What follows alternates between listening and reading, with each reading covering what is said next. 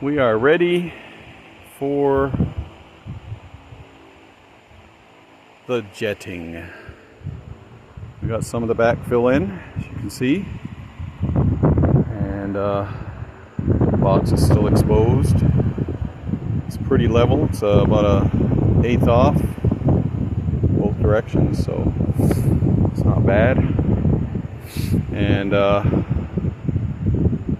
cover fits nicely.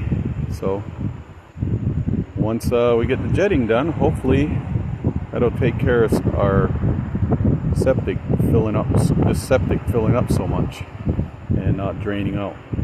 So I'll show you what's happening the next time. See ya.